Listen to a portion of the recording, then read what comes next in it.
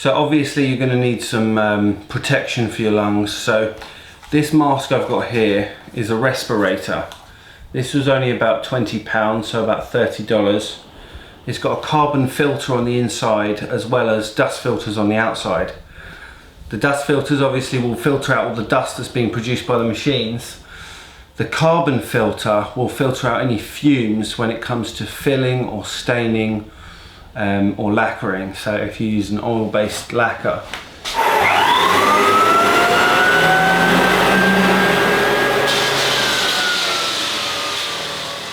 Hi guys, this is part 4 of my 21-part video course, which you can access at howtosandafloor.com/video course. I hope you find this helpful, and if you do, please click like and subscribe.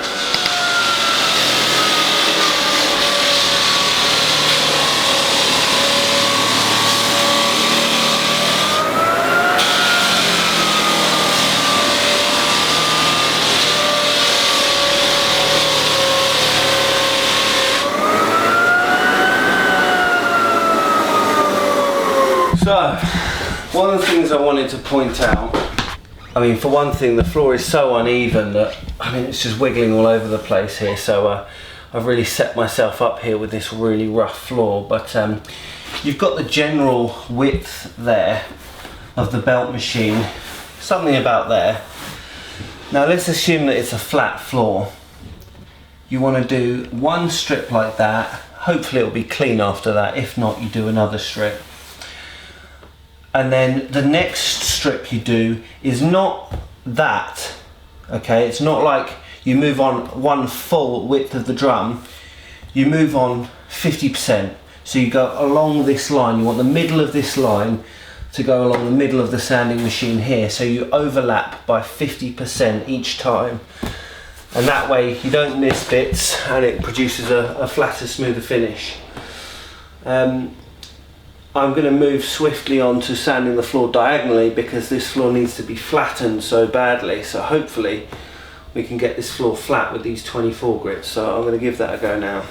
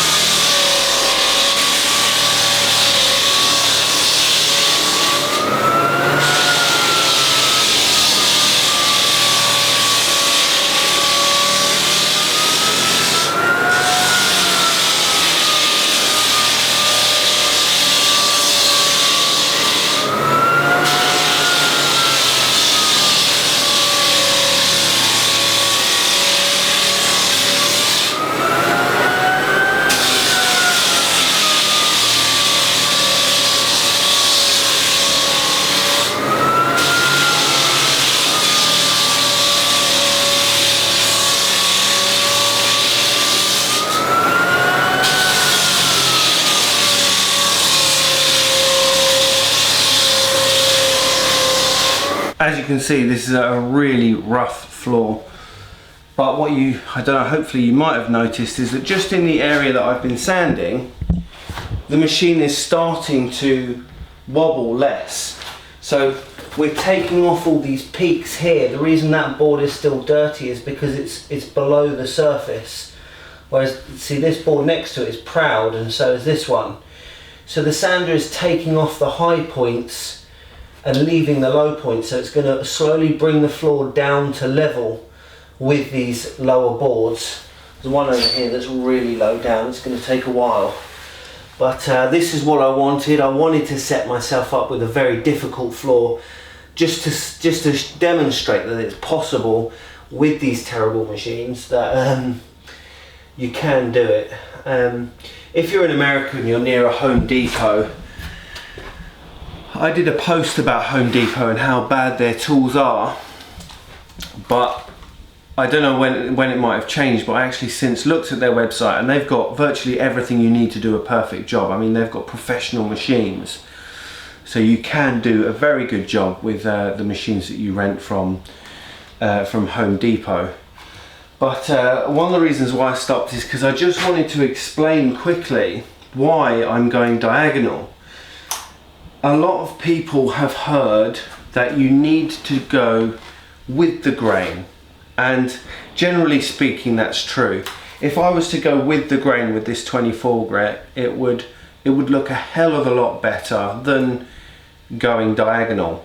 The reason is the fibers in the wood that run along the board, if you sand with those fibers, it's not quite as aggressive. The grits are running kind of like combing hair, but in the direction of the fibers. When you go diagonally or across the board, which you shouldn't really do because that just does a bad job. If you go diagonally, it tears across those fibers, so it can really rip up a load of wood. It's more aggressive, and also because this floor is uneven, as I'm going along it, let's say that one of the boards is dipped down, it can tilt the machine and you can just sand all the way across the floor on a slight tilt. Whereas when you go diagonally, yeah, it kind of goes all over the place, but it does a better job of riding over those peaks and flattening them out. So, and obviously the best thing is to go diagonal and then go straight, and then go diagonal again and then go straight, depending on how much sanding your floor needs. It's going to take a lot with this, so we're probably going to go diagonal and then straight with the 24, and then maybe diagonal again with the 40 grit and straight again. That's a lot of sanding. If you've got a floor that's relatively flat, you should not be doing that much rough grit sanding. Hopefully you should just need to do a straight 40 and then maybe a diagonal 60. That gets it nice and flat before going on to the higher grits. If it's got maybe a aluminium oxide finish, which a lot of floors in America do, you'll need to do that 40 grit diagonal cut at least to try and get that off the floor. So diagonal cuts flatten the floor very well. They're much more aggressive, but you should always finish the floor with the grain. So I'm going to try and sand the rest of this floor now, so wish me luck.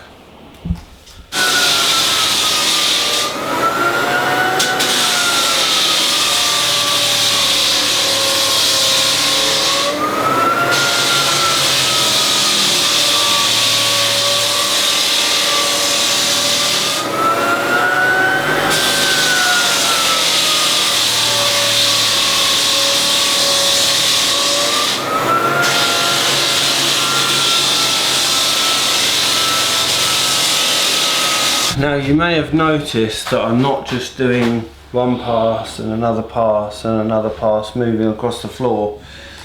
When it's like this, it's just a case of keep attacking the high spots until you get it level. I mean, I'm just going over the areas to try and sand it down, and hopefully once I've got it level, then I'll be going through it methodically. But at this point, you know, if you do a section and it misses a bit, just go over it again. The other thing is sometimes you can think a board is clean and actually it's still got a bit of finish on it. So just make sure you look at the floor very closely and make sure that it's just bare wood and not any kind of finish on the surface, because sometimes you can't see it until you put the lacquer down and the lacquer soaks into the wood and sits on the surface where the finish remains. So be sure about that. This machine is really starting to hurt my back, so I think I've just realised that I can actually extend the handle.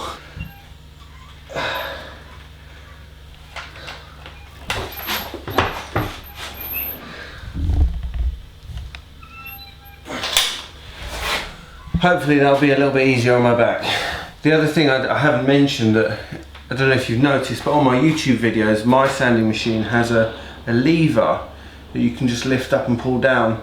You don't have to rock the whole machine. Well, with this, it's rocking the whole machine, so it's a very basic machine.